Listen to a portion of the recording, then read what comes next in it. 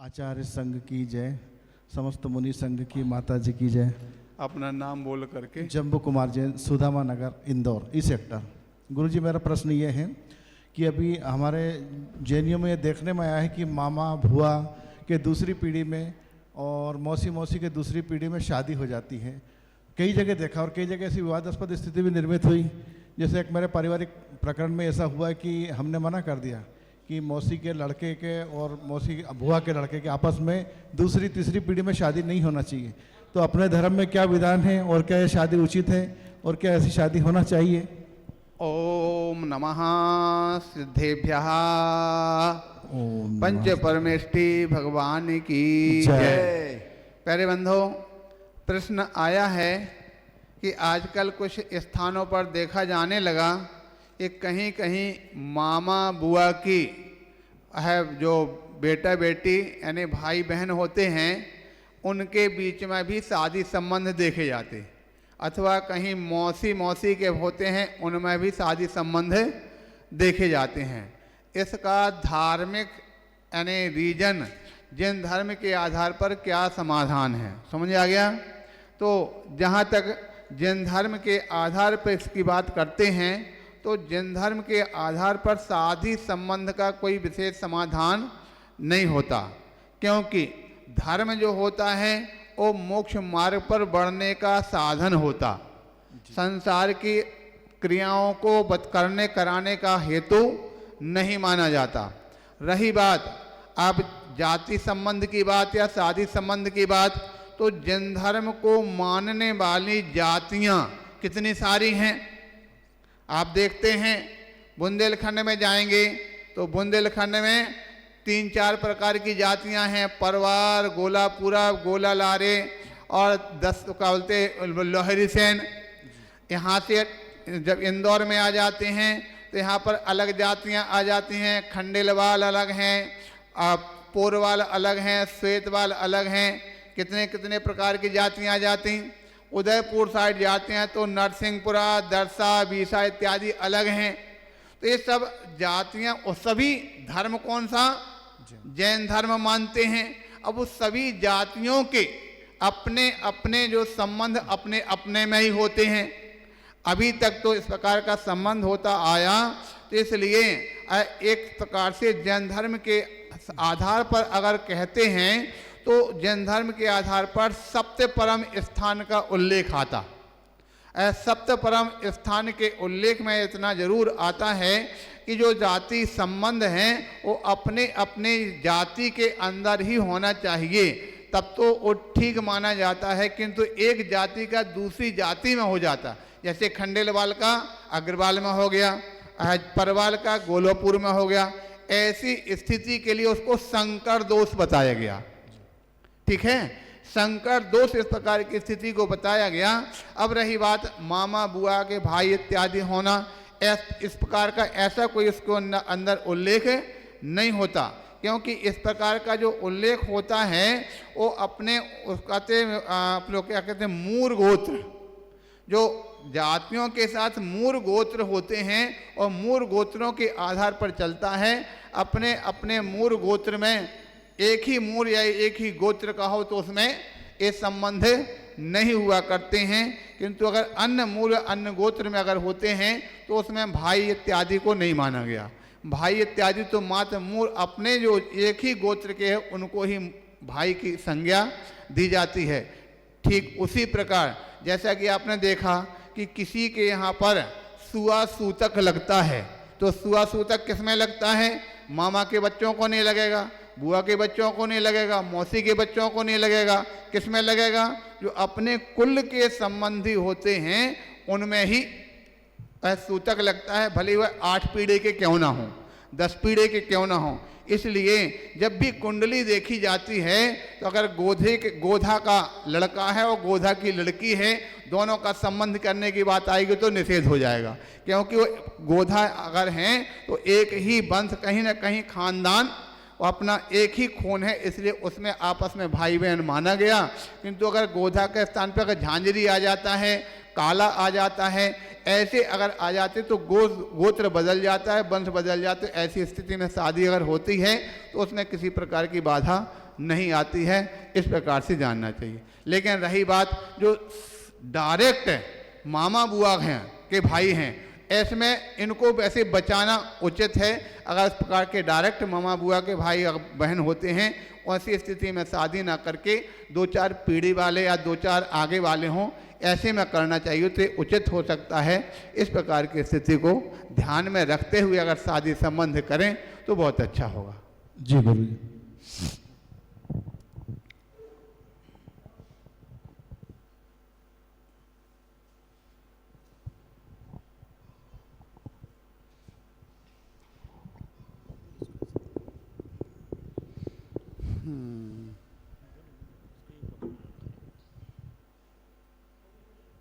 नमस्ते।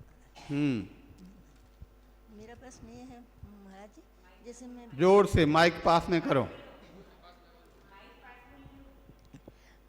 जैसे नीचे बैठ नहीं सकती, तो फिर क्या है कि मैं बिस्तर पे बैठ गई, अगर वो समाज कर लेती हूँ तो गलत है क्या? ओम नमः सिद्धेभ्या। अम्मा जी ने प्रश्न किया है कि नीचे बैठने में दिक्कत होती, ठीक है। अब सामायिक अगर करना है, प्रतिक्रमण इत्यादि करना है तो क्या करें? तो यहाँ पर नीचे न बैठ करके बोले जो अपना बेड वगैरह है उस बेड पर बैठ करके ही सामायिक इत्यादि करते हैं, तो यह ठीक है कि नहीं, इस प्रकार का प्रश्न है। तो इस प्रकार के प्रश्न में वैसे वास्तविकता में तो शास्त्र और धर्म के आधार पर जो अपना आसन है वो आसन को काष्ठ पाषाण का आसन कहा गया। काष्ठ यानी लकड़ी का आसन, चौकी इत्यादि, पाषाण का आसन पत्थर की शिला, और उसके ऊपर फिर चटाई इत्यादि बिछा करके, ठीक है, और अपना बैठ करके सामायिक इत्यादि करना चाहिए। और चटाई इत्यादि भी कौन सी? घास की, अथवा जो क्या बोलते हैं अनेक प्रकार से आते ना, आजकल के जमाने में वो नहीं प्राप्त होती हैं, तो चटाइयाँ प्लास्टिक इत्यादि की यूज करने लगे हैं। वो यानी उपलब्ध अनुपलब्ध की वैसे वास्तविकता में सबसे श्रेष्ठ जो चटाई है डाव की चटाई, उसको सबसे श्रेष्ठ आसन माना गया कि डाव की चटाई बिछा करके ही बैठ करके सामायिक इत्यादि करना चाहिए, ठीक है। अब उसके पश्चात रही बातें कि जहाँ इस प्रकार की स्थिति में अपने घर परिवार में किसकी कहाँ क्या व्यवस्था है, उस व्यवस्था के अनुसार फिर अपनी अनुकूलता जहाँ बैठ करके करते हैं तो उसमें कोई बाधा नहीं है। कभी कभी ऐसा भी देखा जाता, अब कोई यात्रा कर रहे हैं, अब यात्रा कर रहे हैं तो उनको अपनी क्रिया का समय है, सामायिक करना है, तो क्या करें, उस सीट पर बैठ करके ही सामायिक इत्यादि कर लिया करते हैं। तो ये परिस्थिति बसात ऐसा हो तो चल जाता है। लेकिन वैसे राजमार्ग तो यही है कि उसको चौकी पर बैठ करके और चटाई इत्यादि बिछा करके ही और उसमें अपनी सामायिक इत्यादि करें तो उचित है। फिर अगर कहीं और परिस्थिति होती, नई व्यवस्था है, तो फिर जैसा हो वैसा करना चाहिए जरूर। किताब नहीं छूती सब, क्योंकि कभी कभी कुछ लोग ऐसा हो गए तो अगर हमसे व्यवस्था नहीं हो पाती है इसलिए हमने उसने करना ही बंद कर दिया। लेकिन करना बंद नहीं करना, जहाँ जैसी व्यवस्था हो उस प्रकार से अपना करना जरूर चाहिए, ठीक है। इस प्रकार जाने।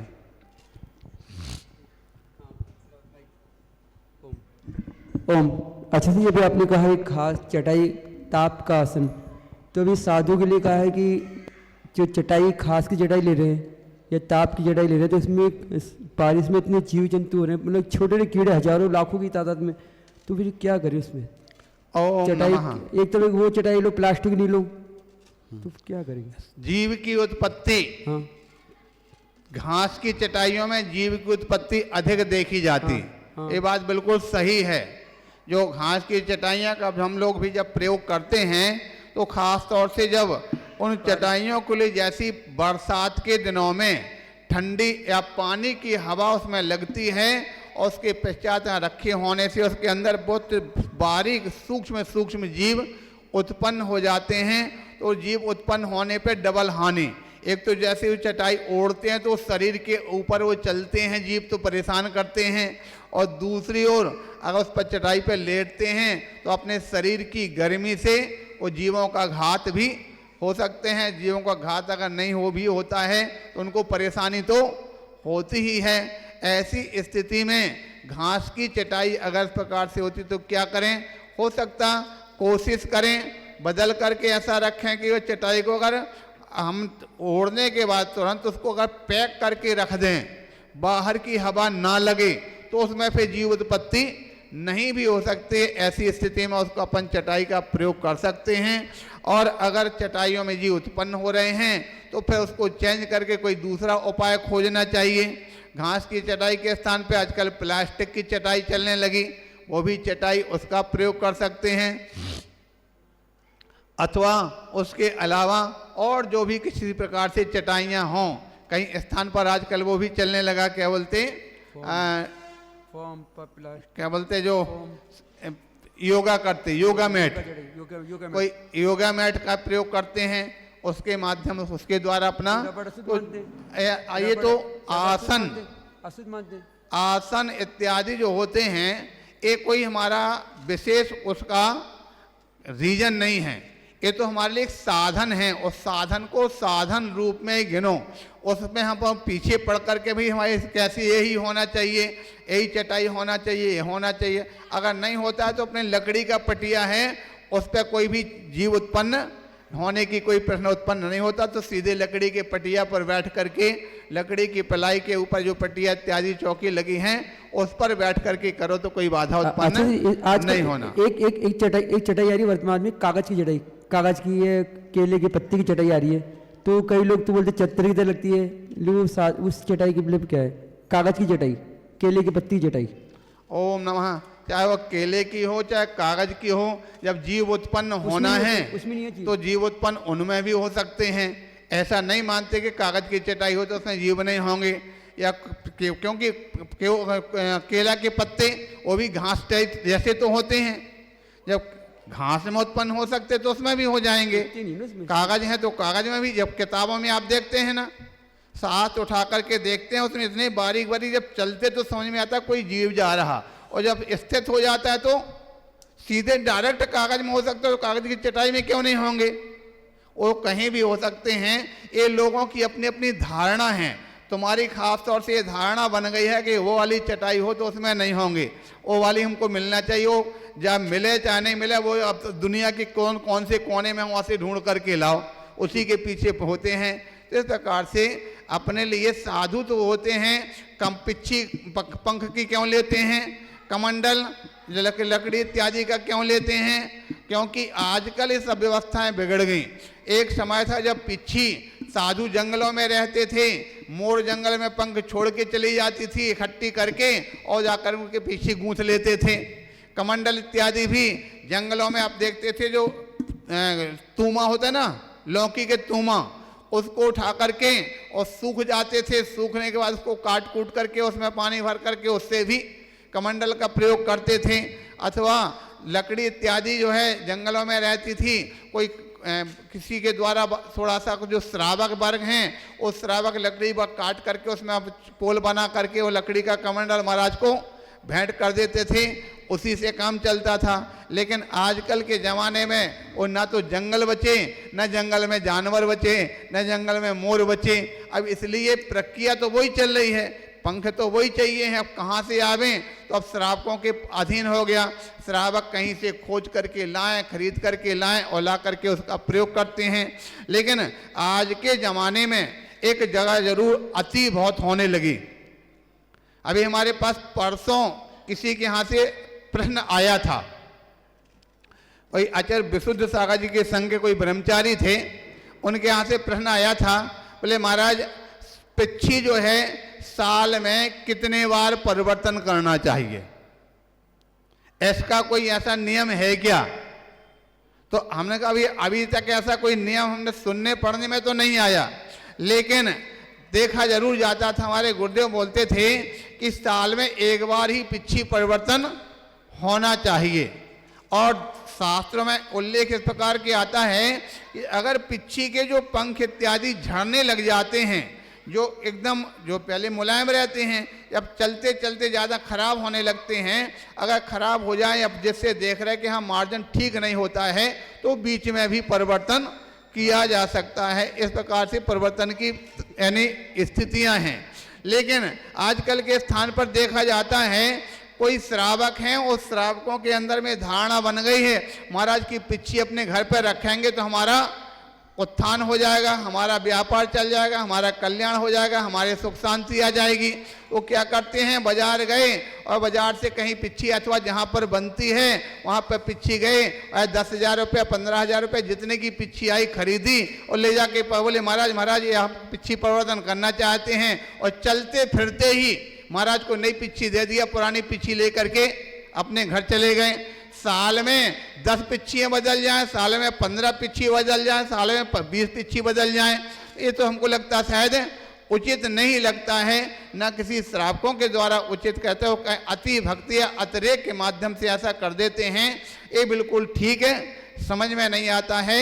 इस बात पर जो भी अपने बड़े आचार्य हैं उन सब के लिए हमारा उन सब से निवेदन है कि इस बात पर वह थोड़ा सा स्वयं अपने ऊपर भी कंट्रोल करें और अपने संघ के साधु वर्गों को भी कंट्रोल करें। एक अपनी आचार पद्धति बनाएं कि साल में एक बार या कोई विशेष परिस्थिति हो, किसी को कोई विशेष पद या आता है, आचार पद आया, जन्म इत्यादि या दीक्षा दिवस आया, ऐसे अवसर पर अगर कदाचित कोई बदलना चाहते हैं 1 से 2 बार या 3 बार, इससे ज़्यादा पिच्छी का परिवर्तन नहीं होना चाहिए। क्योंकि पंख किस प्रकार की परिस्थिति में आते हैं और उस पर कितने लोगों के फिर तर्क वितर्क आने लगते हैं कि पंख मोड़ से कोई कहते खींच करके निकाले जाते हैं, कोई कहते मोर को मार के निकाले जाते हैं इत्यादि, इस प्रकार के प्रश्न उत्पन्न होते हैं। यद्यपि जैन सिद्धांत तो ये कहता है कि मोर को जो अपने आप ही मोर को अपनी चोंच से खींच करके निकाल करके फेंक दिया करते हैं, ऐसे पंख बटोर करके लाते हैं, उससे पिच्छी बनती है जिसमें किसी जीवों की हिंसा नहीं होती है। तो अगर एक सीमा तक रहेगी तब तो ठीक है, और एक सीमा से अधिक अतिरेक होने लग जाएगा तो हो सकता है इस प्रकार की स्थितियां बिगड़ सकती हैं। तो इस प्रकार से पिच्छी इत्यादि जो भी उपकरण हैं उन उपकरणों का सदुपयोग है, जितना उपयुक्त है उतना ही करें तो बहुत अच्छा हो गया। समय अपना अधिक हो गया, आगे की चर्चा अपन बाद में करते हैं। बोले 1008 श्री शांतिनाथ भगवान की